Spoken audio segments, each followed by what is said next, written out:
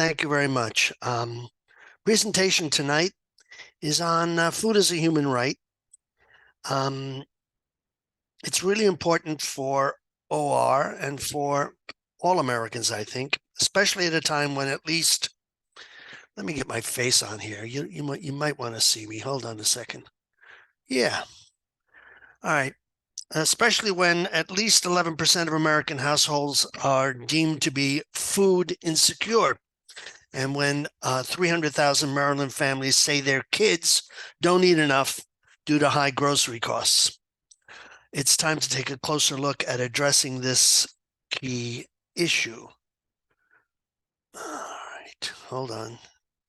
Next, all right, terrific. I'm going to touch on 4 points. General importance to us in and around our revolution, whether it's Howard County or not. I think it's far beyond us. Secondly, the realities in food insecurity, especially during the COVID. Third, the continuing situation as the COVID dread disappears. And four, wrapping up food and a perspective on change, social change in particular. First, general importance to us in and around our revolution.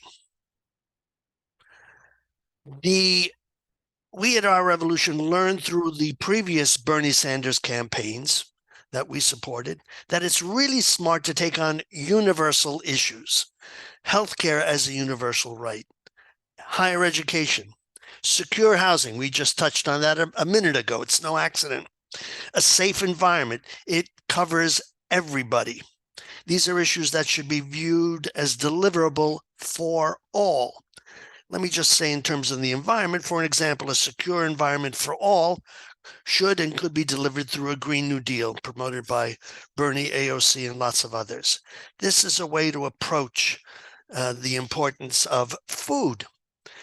This takes on a universal examination at the local level, and that's what's most important. Food security is such an issue. In the United States, 1 in 17, and even with my poor math, that's about 14% of Americans struggle with hunger. Before the pandemic, the overall food insecurity rate had actually reached the lowest point since it began to be measured in the 1990s. But those improvements were upended, totally disturbed, out the window by the pandemic. Then it was time for a new reality check. We live on the edge. Any crisis, any serious downturn in the economy can have devastating consequences.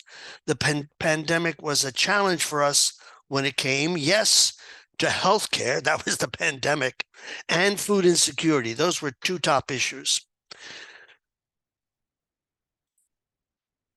The realities now, especially during COVID, I'll admit my concern about food as a human right was somewhat remote and academic to me. Sure, it was in my head, as I'm sure it was in lots of your heads, but it was another thing to watch it, however, actually unfold before our eyes, in front of us all as the pandemic grew. By last year, 2022, more than, 44 million people in the United States were facing hunger, including 1 of 5 children. That's 20% in my math. 13 million. Millions of folks in the U.S. didn't have enough food to eat or didn't have access to healthy food. The next number, 49. In 2022 alone, 49 million people turned to food assistance for extra help. Food banks, food pantries, community organizations united to help millions of people access affordable, nutritious food for themselves and their families. Also, people experience food security in every community. 100% of U.S. counties have food insecurity. Yes, even in Howard County, one of the wealthiest counties in the United States of America. However, by the way, rural communities in the South in particular are often more likely to lack access to enough food for a number of reasons. This is because of many factors like poverty, regional unemployment, the cost of living, etc. Inequality also is a root cause of food insecurity for people of color. Food insecurity happened to people of all races and all ethnicities. It is a universal problem. However, it is more common for people of color because of the long history of discrimination in the United States. Almost 60 years ago, in December of 1964, Martin Luther King, as he was receiving the Nobel Peace Prize, said that I have the audacity to believe that peoples everywhere can have 3 meals a day for their bodies. That underlies a problem and a situation and a goal for all of us. During COVID, the demand exploded. Insecurity exploded. During the COVID situation, 1 in every 3 Marylanders was facing food insecurity. This is a image that we used when we were helping Sanjay and others with his food distribution situation. Remember those stories in the news at the start of the COVID era of cars lining up at food banks, families hoping that supplies would still be available when they reached to the front of the line. It was no surprise that even before the pandemic, 4 of 10 Americans didn't even have $400 in the bank to cover emergencies. And this was before the pandemic, to take care of essentials. Americans were sliding into debt in 4 areas. Mortgage and rent, we just touched on that, folks. Utilities, car payments, and food in particular. The struggle was for Americans to juggle all those bills as they were flying at them. In fact, in June of 2020, the world issue became clear. The United Nations warned that the world was facing the worst food crisis in half a century due to the recession caused by the pandemic. It got bad enough that SNAP, Supplementary Nutrition Assistance Program, the old food stamps, had to be expanded. It became the SNAP Emergency Allotments, the EAs. These emergency allotments were temporary strategy authorized by Congress to help low-income individuals and families. I'll put that in quotes, air quotes here. It impacted many more folks than low-income individuals to deal with the hardships of the COVID-19 pandemic. The Families First Coronavirus Response Act authorized emergency allotments to SNAP to help address temporary food needs during the pandemic. It was huge. Starting in March 2020, SNAP households received emergency allotments in an amount equal to the maximum benefits for household size minus their monthly base benefits. What does this mean in terms of dollars? The SNAP authorization, the SNAP enrollment in March of 2020 was 37 million people. That's pretty bad. By September of 2020, it was 43 million people. SNAP was providing at the same time 9 times the number of meals that the entire food bank network was covering. So, why are we concerned about this in a crisis? Just in a crisis or just in an emergency? An alternative option, as I'm proposing here, might be to provide guaranteed food security for all U.S. residents and taxpayers, as well as a means to deliver it to ensure food itself as a human right. Such an approach may seem far-fetched to some folks, but consider the fact that food is a necessity of life. You can't live without food. You can't live without oxygen. Thoughtful advocates will regularly make the case that healthcare and education are also human rights. Absolutely correct. And these are the universal things that I said that the Bernie campaign was so successful in identifying. But why not food? And while there are by no means universal, we do have transitional institutions to provide those 2 services, healthcare and higher education, in the U.S. that have been in place long before COVID-19 pandemic. In lieu of a full single-payer health insurance program, and you can ask Mark Dudzik about this, we have the transitional model of Medicare, or Medicare for all. That's been in Medicare as it exists, has been around for Americans 65 and older since 1966. For free college tuition, we have the state-run and even city-run colleges across the country. Going back to the original example of the City College of New York and the City University of New York system created in 1847. This is a system that my wife Yvonne and Mark and I at the City College of New York took advantage of. It was virtually free. And this exists in most of the states of the United States, ready to transition into tuition-free institutions, given enough funding and the right set of political and economic circumstances. It's no accident that this was an issue that was a universal issue that was raised by Bernie in his campaigns. I'm raising this because I think food should be thought of in the same way. As for the predecessor of delivering food as a universal human right, we have food stamps, or what's been called since 2008, SNAP, Supplemental Nutrition Assistance Program. Early versions go actually back to the New Deal, including efforts by Secretary of Agriculture Henry Wallace and the program's first administrator, Milo Perkins, between 1939 and 1943. And during the Second World War, there was food rationing. Now, food rationing is not food for all.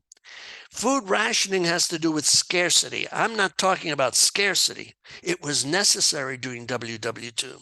But we are talking about dealing with an abundance of food and distributing it equitably, at least at minimum, to all Americans. By the way, rationing during World War II in the United Kingdom went beyond the end of the war, beyond 1945, all the way up to 1954. In any case, that's a side issue. FDR's second Bill of Rights that he suggested in 1944 included item 2 there, the right to earn enough to provide adequate food and clothing and recreation. And as we said, we're going to have a whole discussion about these 8-10 points of FDR's second Bill of Rights at another meeting. But he talked about to earn enough to provide adequate. I'm talking about, and we're talking about, now that we've had the experience of SNAP and food stamps, of transitioning that.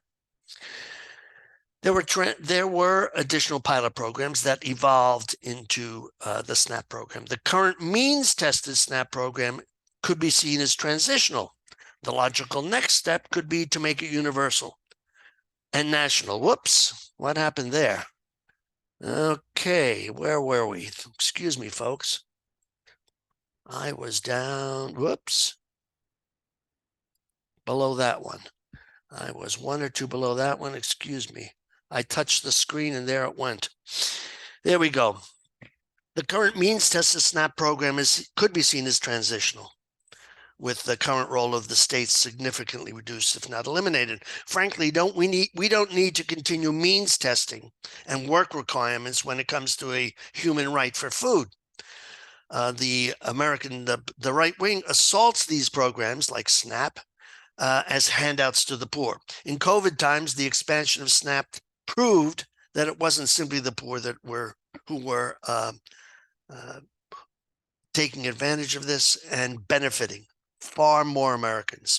On the other hand, universal programs are more popular, particularly in a crisis in the economy, and they're understood as fundamentally good for society. It should be an easy case to make when it comes to food, especially now. Under such an expanded SNAP program, adult individuals could be provided, say, $300 a month plus $225 per dependent. And this figure is more than the average amount currently received by SNAP, and no large amount of money, but certainly would provide a beginning floor. Yes, we'd have to raise some taxes, just like increases in Social Security and Medicare would have to increase taxes in certain sectors. And we might have to focus on boosting American produced and American grown produce, and with an American bias, to win over the rest of the country. No, it wouldn't necessarily cover tomatoes from Mexico or grapes from Chile or beef from Argentina or olive oil from Italy or caviar from France, Germany, Japan, or Russia. But you can still buy it cash. Anyhow, let's go to the next point. The continuing situation has not stopped. It's gone past the COVID crisis. At the start of this year, 40 million people in the US were still having difficulty affording household expenses, and a little more than 25 million people said that sometimes or often they don't have enough to eat, according to this US Census Bureau's Household Pulse survey data as of February of this year. That's partially because SNAP opportunities had shrunk. Congress early in the pandemic, had provided that temporary increases in benefits for recipients of SNAP would end, and it ended in March of this year. When that happened, the average SNAP recipient got about $90 less in SNAP benefits a month, according to the Center of Budget and Policy Priorities. In the process, the state of Maryland lost about $69 million of federal funds per month. Remember, to make things worse, also at the same time, COVID-19 unemployment benefits expanded COVID unemployment benefits ended in the fall of 2021.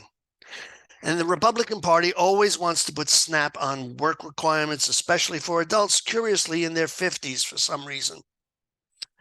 Food insecurity continues. I mean, it was amazing. There was a story on CNN on the 4th of July of this year that 1 in 6 members of the armed services, Army, Air Force, Navy, Marine Corps, Coast Guard, is food insecure. That's 16 to 17% of our armed services. It's a scandal. Surely a move to guaranteed food security to everyone, SNAP for all, should be constructed rather than overwhelming the existing food banks and food distribution systems we have here that I'm showing from the Indian Cultural Association. Rather than overwhelming them, wouldn't it be wiser to guarantee everyone an absolute minimum food diet? Clearly, feeding everyone at these minimum amounts should not be seen as a luxury. It's a rock bottom minimum and a way to finally establish food as an essential right. It would be a boost to all. Think, if you will, and there's some of us on this call, it would be a de facto increase to everybody on Social Security. There you go. Food as a perspective of change. Whoops, I don't know what happened there again. All right. Finally,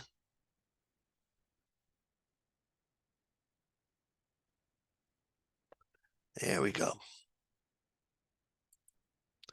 Food and a perspective on change.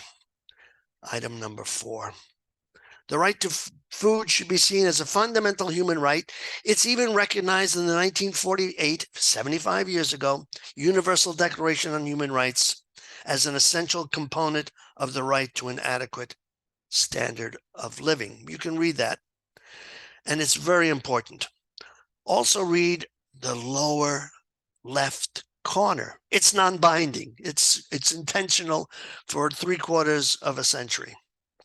But it's also included in the 1966 UN International Covenant on Economic, Social, and Cultural Rights, as defined in their general comments.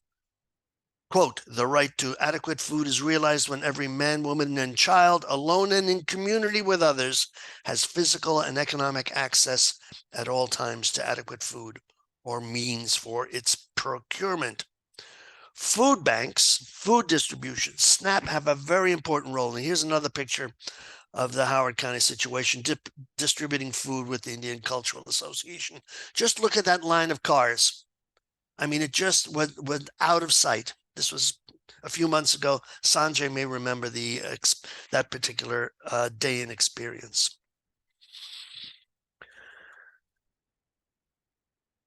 These situations play a very important role. They're experimental, they are transitional, they are learning institution and experiences, they are community experiences.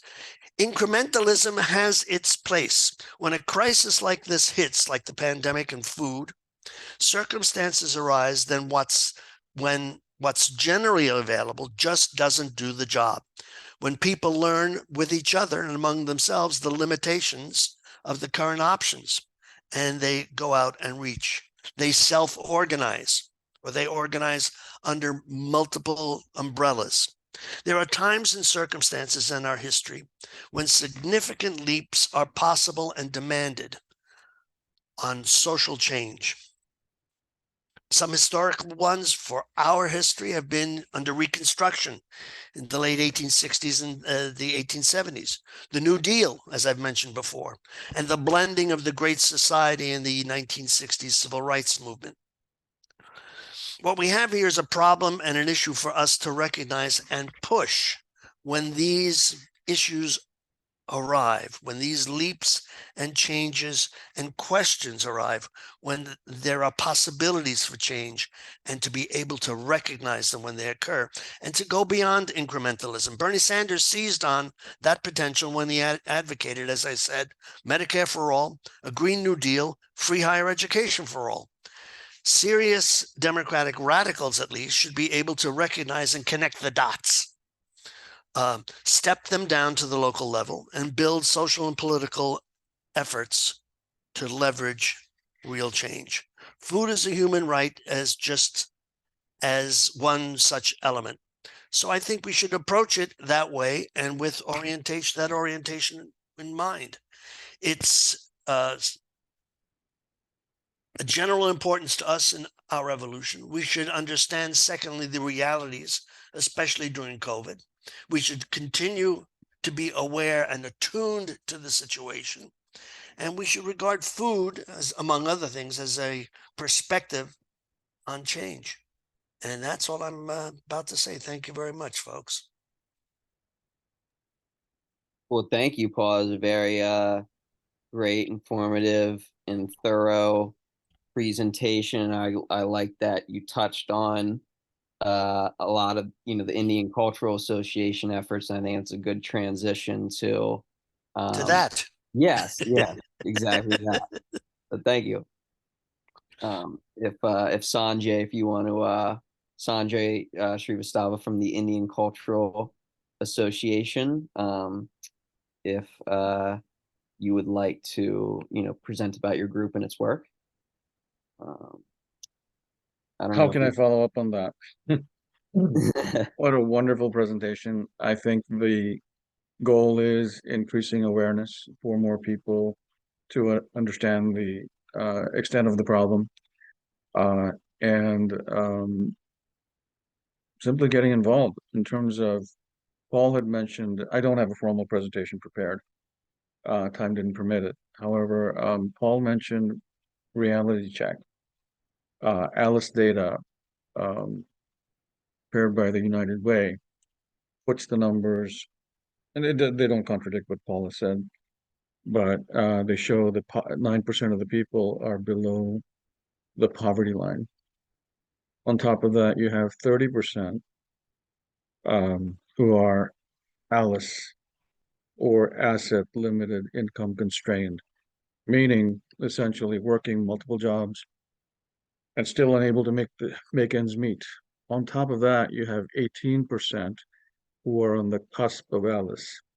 This is how big the problem is.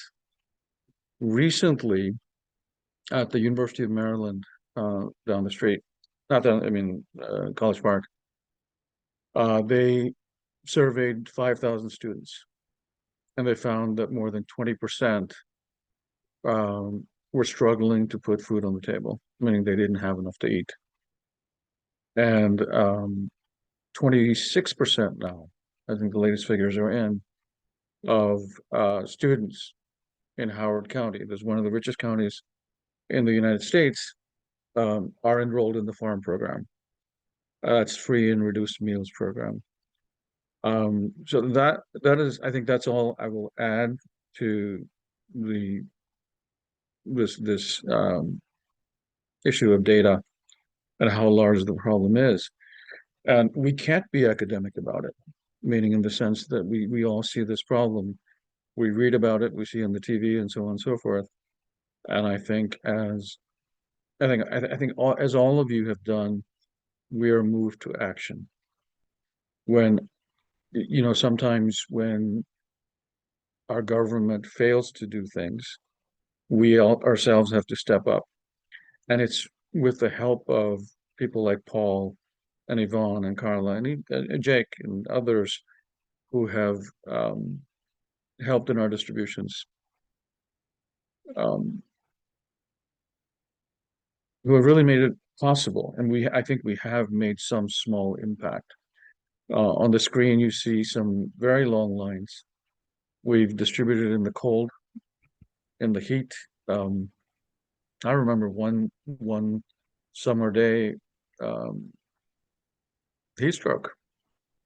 I wasn't able to get up after the food distribution, or uh, you know, with numb toes and fingers during the wintertime. But the fact of the matter is, when our government, and I'm going to speak only about the county government at this time, isn't doing what it should be doing, we were compelled to step in. And this wasn't anything more than recognizing a problem and then seeing what we as individuals and as a group could do about it.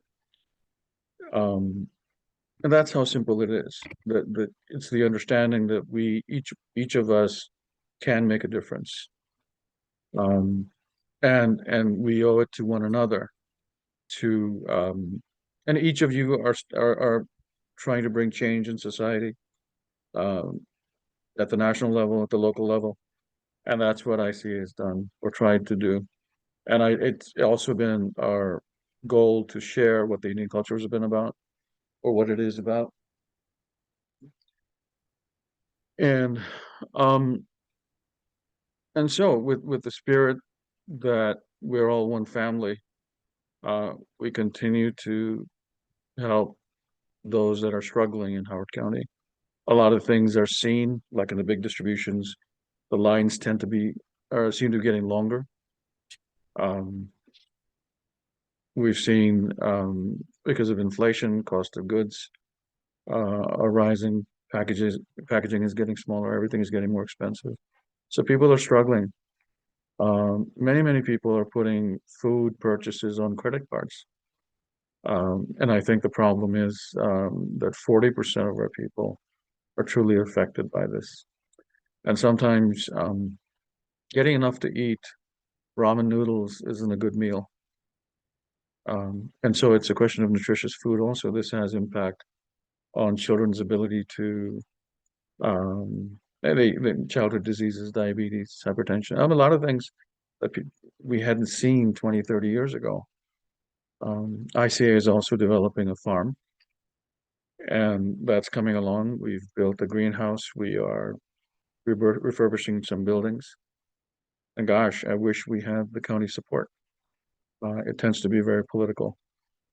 But anyway, we will keep chugging along. And I don't think I can add anything more to what Paul has said, except for get involved, stay involved, and get the message out. Let people know how big the problem is and what they can do to help out. Right now, we're distributing loose produce and canned foods, and that's tough. It's tough to manage. I mean, when you've got between 12 and 20,000 pounds of food on the ground, you want to make sure everybody gets some. All the families have enough for at least a week or two. And that's the struggle to just to make sure that the food lasts throughout the whole line. And so, yeah, our big distributions are at the Miller Library, and then we have supplementals at different places. But that's, I think, all I have to contribute today. If I could add a couple of comments, if I might, five points. Sometimes this kind of need, this kind of insecurity appears, item one, invisible, below the radar. This is what shocked me. It is two, almost secret food insecurity. Look at these vehicles. If you passed any of these vehicles on the road, you wouldn't know that these people and these families and their kids are food insecure. I'm a car aficionado. I like cars. I follow them. I could count 2 or 3 Lexuses at these events. And it wasn't that these people were getting something that they didn't deserve. These are folks and families and small businesses who thought they were doing fine a year and a half, 2 years ago, and they've crashed. They are in desperation. They show up, and it's humbling for them, except that we make it easy. I'm sorry, Sanjay, Needy, No, make it easier for them. no, Paul, it is in fact we, and uh, it is we, because without you, without Yvonne, without all the people who have stepped in to help, this would not have been possible. Well, thank you. Yeah. Let me just make 3 more quick comments. I've had 5, and the number 3 is what you just mentioned. To some people in the establishment in this rich county, they like to tout how wonderful Howard County is, and it is wonderful. Sometimes something like this is an embarrassment to them, I believe.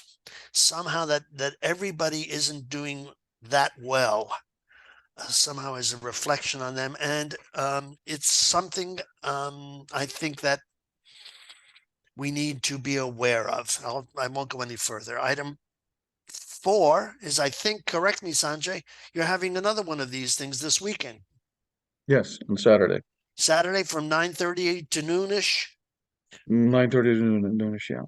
And it's at the back of the Miller Branch Library. In front of the library, yes, in the back of the library, yeah. Right. At the parking lot. Yeah, I would second that, the simple idea that there is an element of shame that goes along with the individuals, the people who are collecting, and we try to make it extremely easy. Everybody is welcome. I've gotten to know a lot of these people, and I greet them in my traditional way, and I treat them as friends. That's right, namaste. I bow to the divine in you, is what it means. And added to that, I might say, I think it's meaningful that we're having this evening discussion, correct me if I'm wrong, on the Feast of Lights, Diwali. Yes. So there you go. That was my 5th item of note. And I don't think we have anything more to say unless you do, Sanjay.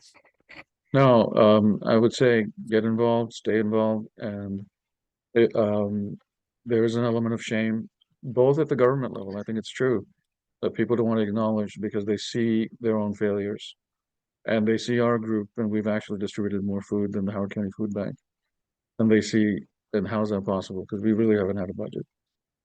We have, but we haven't.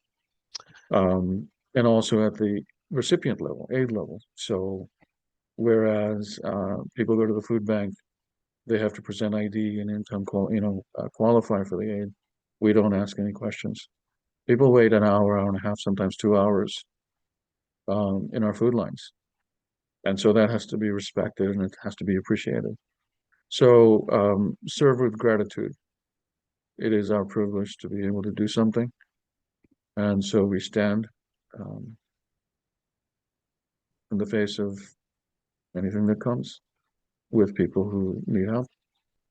And, thank you all for helping. Thank you all for spreading the word and for taking the time to listen.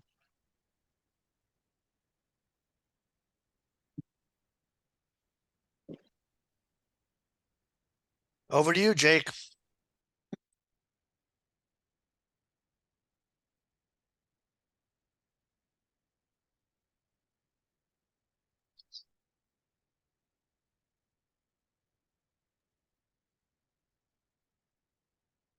Hey,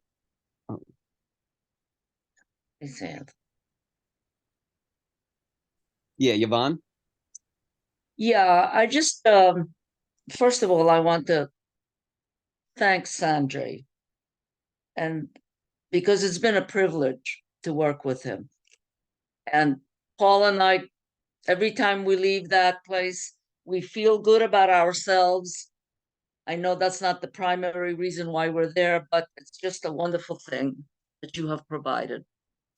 I wanted to add that as far as childhood hunger goes, during COVID, when kids' parents were able to pick up food from the schools, they were able to pick up twice a day.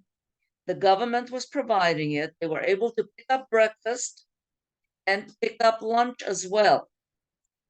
Childhood hunger went almost down to zero in the United States. And the food was provided for anybody who came. You didn't have to prove anything. And when COVID was over and that program was cut, when kids went back to school, it went right back up again. And that, I don't know if that doesn't prove that it can be done, that it can be wiped out. Very quickly, it can be wiped out. I don't see why the government can't provide that kind of food at schools throughout the year.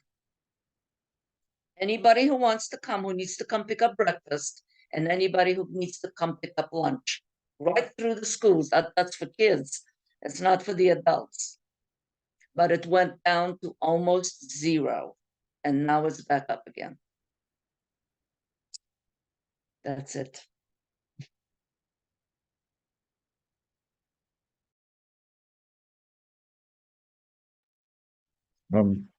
Yvonne, it's been my privilege